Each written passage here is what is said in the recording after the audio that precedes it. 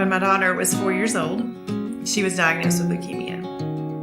And in the initial days of that season, we were spending about 7 days in the hospital with her.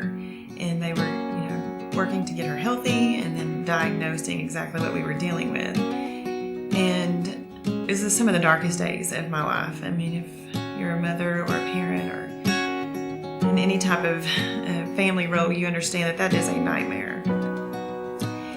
And it certainly was for us. And in those 7 days that we were inpatient and just feeling very isolated and alone and scared, we had family members praying for us and friends who were wondering what to do. And in those days, I learned that for the caregiver, the mother who's doing the lion's share of the work and the organizing of life, it felt very alone.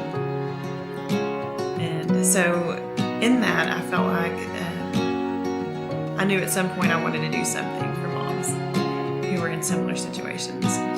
In January of 2010, our son was diagnosed with a brain tumor. And the very next morning, he was in brain surgery. And so our life went from normal to upside down in the most chaotic experience of our life.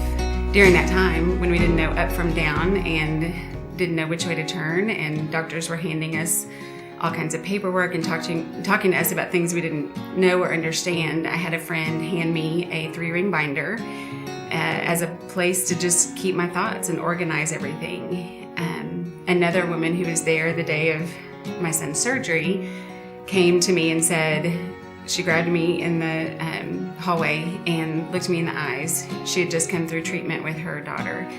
And she said, this is going to be a hard journey, but it's going to be worth it.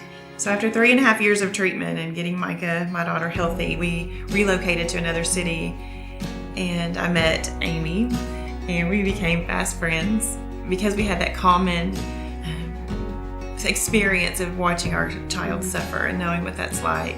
And we knew immediately that we wanted to do something. We wanted to combine our knowledge and our experiences to put practical hope into moms' hands when they're faced with such a devastation and such a circumstance. And so we put together our Mother Comfort Projects as part of our ministry that we established together in 2012 called Something Abundant. From our own journeys and the journeys of people that have walked alongside us, we have the ideas and the inspiration for what goes into these bags. It's simple comforts for practical hope. It is a bag and it's full of things, but mostly what it is a reminder to a person walking on a journey that is very lonesome and tiring and wearying, that they are not alone, that there are people that care about them, that love them, and that will walk alongside of them. So what we do is when we hear of a new diagnosis, we put together a bag, we get an address, and we ship it anywhere in the United States. We also are several times a year partnering and going into Texas Children's Hospital and also the Ronald McDonald House in different cities. But we want to do more. We want to reach mothers in all parts of the country. But the bottom line is we need help. We're limited in what we've been able to do, and we're ready to expand. But we need people to pray for us, and we need people to come alongside of us with the gifts and the resources that they've been blessed with.